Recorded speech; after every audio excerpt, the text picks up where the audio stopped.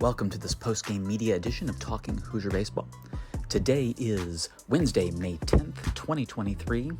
This afternoon, Indiana traveled to Xavier in an RPI Quad-1 matchup against the Musketeers.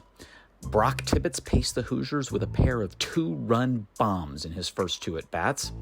Pitching performances by Ty Bothwell, Connor Foley, and Brayden Risedorph allowed the Hoosiers to hold on for an 8-6 victory. After the game, the media met with Risedorph, head coach Jeff Mercer, and Tibbitts.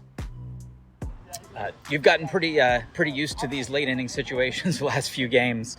Can you just talk about what it feels like and what you've been able to do in these final innings? Right. So it's definitely the most adrenaline moment when it comes to pitching. I mean, starting's fun, but I'm kind of getting used to this closing role, and I mean, I enjoy it. It's definitely fun.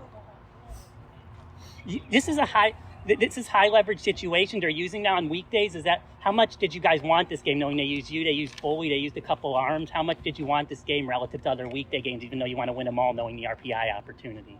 I mean, every win's just as important in my opinion. I mean, we're going to go out there and we're not trying to lose. We're going to go out there and give them our best stuff, and just depends how much we need of it. But today we got the win, and that's what matters.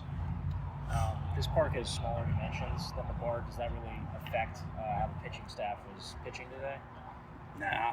I mean, I think we're just going out there and attacking with our best stuff no matter what. So just a couple ones they get over. You're going to give up bombs here and there, just like me last week, and so it just happens. Part of baseball.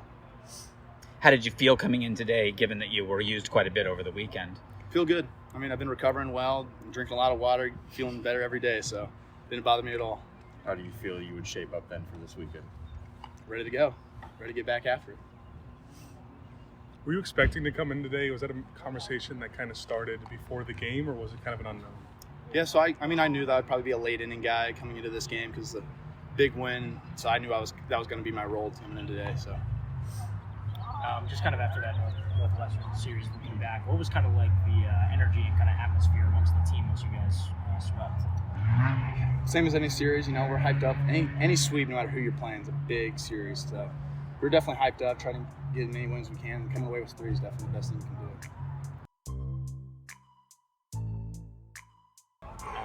Connor was really good today. Yeah. Just kind of curious on what that pause was. I think it was before his first inning of work. There was just that kind of pause at the umpire. When I walked out there with him, yeah, he was just kind of like wiggling his arm, and he's a big, strong kid. But anytime someone that talented is kind of just waving their arm, I asked for just a medical timeout with the trainer to make sure that he was okay.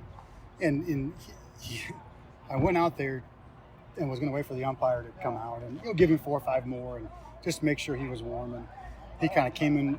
He came in as soon as I walked out. And so I just want to make sure, 1, he was healthy, and 2, like he felt okay if we rushed him or whatever it was. So we talked about between innings, like, hey, like we'll never rush you if you're not ready.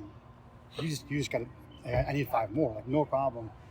He's going to be a huge part this year and moving forward. He's going to play baseball for a long time. So we just got to make sure that he knows he takes as long as he needs, and now we make sure he's healthy. And we got it all ironed out. But he's just such a good kid, and he's so competitive, and he wants to go. And just with young guys, just got to make sure they understand the tempo and the pace of when you're coming in. Only when you're ready. So you get to where, hey, I'm 10 away, I'm 5 away, and then I'm, slow walk, I'm ready. And so I kind of thought he was ready. Not that he wasn't, but I just wanted to double check and make sure. And if we needed to go to somebody else, we needed to know that right away. And it's a huge game, right? I understand that. All the boys understand that, but there's no game that's bigger than the kid's career. So we just had to make sure he was healthy. He was fine, felt good, went back out and was his normal self, and everything was fine. But yeah, just to double check everything. What's the life on his fastball? Is it as simple as it just comes in at 95 mile per hour, or what makes it so tough to hit? So it's like a 20 and 4, 20 and 6. So it's got a ton of vertical action. So it's like a true 4-seam. And I can remember in the fall when he was a freshman in the fall. Typically, where had a tough time throwing strikes, and it was like anywhere from 88 to 98, and you didn't really know which one it was going to be, and all that stuff. And the hitters would be frustrated when, they popped it up or missed it. And I remember, I think it was Bobby and some of those guys, I brought them over to the track meet, I was in the dugout.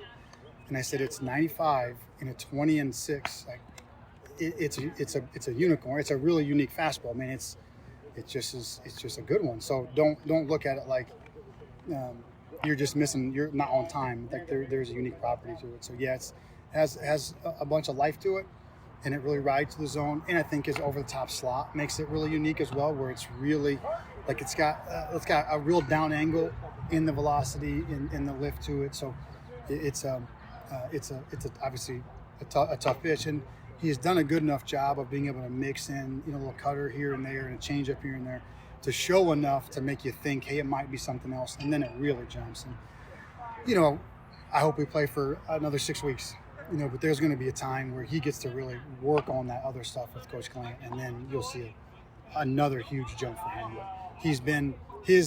We've really gone as he's gone, as Risedorph has gone, and those guys have given us like a real bullpen, and it has really helped us to solidify games. And you guys know me, like I like to have a fireman. Like don't save guys to the end. If the fifth inning is the most important inning, we have to win the fifth inning, because if you give up 5 in the fifth, it just doesn't matter. You lose the game.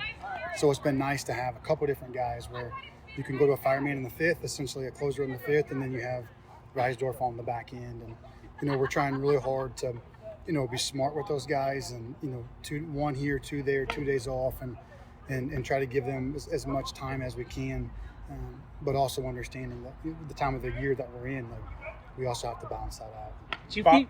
Oh, go ahead, no. As Bothwell had been struggling, but not only that, he hadn't pitched in a while. What was kind of different about him today? Got you a really good start, 3 innings, 1 run. Yeah, he was awesome. Coach Glant, probably about 3 or 4 weeks ago, gave him.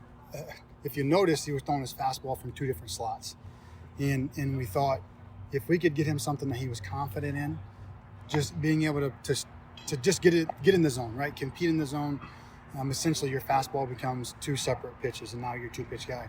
So if you noticed, he was from the side and over the top, and so he was 85, 87 from the side, 90, 91 over the top, and I think just the variety of it. There's enough life on his fastball over the top, was able to just beat enough barrels to get us 3 innings, and he's been working his tail off at it. And Coach Klein's been working with him every day, whether it's working with different pitches or working with different velo ranges. Do we need to be 92 to 96?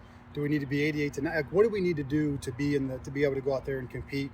He's one of, if not the most talented pitcher on our staff, and he's a great kid. He's worked so hard, and he wants to do it. He wants to do well. And then probably 3 or 4 weeks ago, we started dabbling with from different slots, just something that he could feel confident with. And then he started having some success with it in the midweek stuff. And then he's had 2 or 3 outings in a row now where he was really good, and a bunch of strikes. And you're looking for hitters' feedback. How do you like it? Is it hard to hit? And all the guys. I mean, it's really, really tough. So we thought if he could give us 2 to 4 today, that would really set us up, knowing we have Foley and Risedorph, and then kind of fill in between them. And it worked. I mean, best case scenario, right? Best case scenario, he goes in, he fills it up, does a really good job, gives us a start, and especially with the lefty start 2 times through, then you can go to the righties and really give them a different look. We did a really good job mixing, giving different looks, knowing that we're going to be a little bit short, right? As everybody is on a midweek, but we knew we were going to be a little bit short. How do we just manage and try to keep them under 7 or 8? Give yourself a chance to win the game, and keep them in that 6 or less range. And Coach Glant did a masterful job. He did an awesome job. We had the leadoff walk there in that 3-run inning, leadoff walk, the chopper on the third base line, and Gabe did a good job. Gabe did his job. He came in and got 3 quick outs. It's going to be tough. He's going to the cutter a ton, and so the second inning, it's going to be a little bit harder to trick guys. But we're trying to not use Risedorph until we absolutely had to. So. It worked out really well. Just couldn't be happier for Ty, and to see him laughing and smiling and engaged was the big win for the day for me. Do you feel this is the ultimate end justifies the means? You obviously canceled Southern Indiana. I think you would have lost 15 to 20 points just by taking the field. You're going to gain 30 today, so that's like a 45 to 50 point RPI difference, and it puts you in a much better position for the tournament. So you won, but do you think it's now more than ever the end justifies the means of switching that game out now to give your team a more competitive game that's going to give them a much better shot at in that large bit? Yeah, it is, and again, they didn't do anything wrong, but you have a responsibility as a coach to put the guys in the best position to be successful. And Xavier wanted the same thing. Xavier wants the same thing. They have a really good team. They're top 50 RPI. They're right there on the bubble. And so they want to play against good teams. Billy's a great coach, and he's always ready to strap it on and play anybody.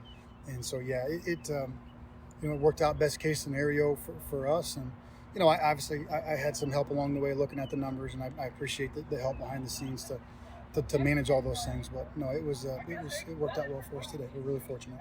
Take one more. With Bothwell, he was kind of rocking his feet before he came set. What was sort of the goal of that implementation?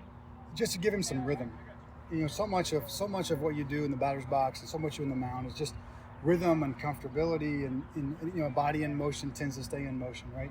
And so if he has a little bit of rhythm, a little bit of movement, it keeps him from being static and straight, and he just feels better underway, as a lot of guys do. He's a hyper mobile, almost too mobile at times, and so he can get into positions that most guys can't get to, and so he has to feel that stretch. Well, when he's stagnant, sometimes his front side will leak and he'll leave his arm behind and he misses up an arm side. So giving him a little bit of rhythm to keep him in motion, get that good stretch, and then allow his body to work in conjunction with his arm. And so you see the same thing with hitters, and you'll see the guys, we have a couple guys that are working through adjustments right now. Josh Pine's working through an adjustment, really good early, got a little bit on his backside late. Again, hyper mobile kid, and so he needs a little bit of rhythm. He's got to be in a good position to stretch and create that torque, and then creates a flat bat. So just figuring out a way to keep his body in sync with each other with his arm.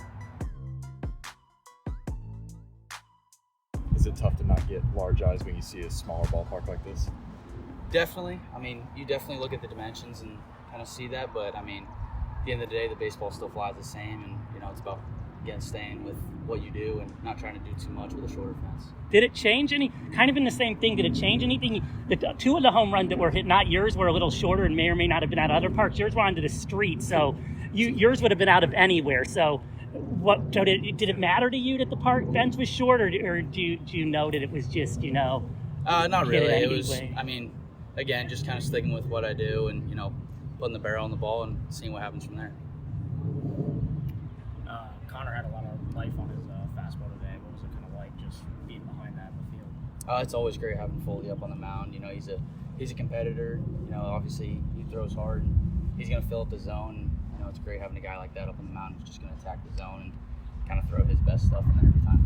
I know it's a different perspective. You're in the infield, he's in the outfield, but Bobby out here on this play, what was going through your mind when he was down on the ground? Just hoping that he was all right. I mean, he's a tough guy, football player, wrestler in high school. So we all know he's tough. He's made several plays like that where he collides into the wall from this year and last year. So I knew he was going to be all right, but just kind of seeing him get up, and he's a great outfielder for us, and he's made a lot of great plays, and he's always willing to put his body on the line to get the out.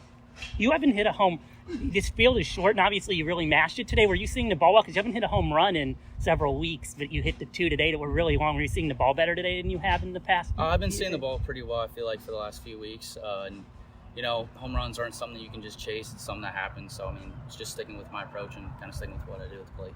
They were both pulls, so were the off-speed pitches? One was a fastball, one was an off-speed. Next up for the Hoosiers is Rivalry Week. Friday, 6 p.m., the Purdue Boilermakers come to Bart Kaufman Field. Talking Hoosier Baseball will have one more discussion with Coach Mercer, a media availability event that will take place on Thursday, May 11th. But on Friday, May 12th at 6 p.m., we will see you at the Bart.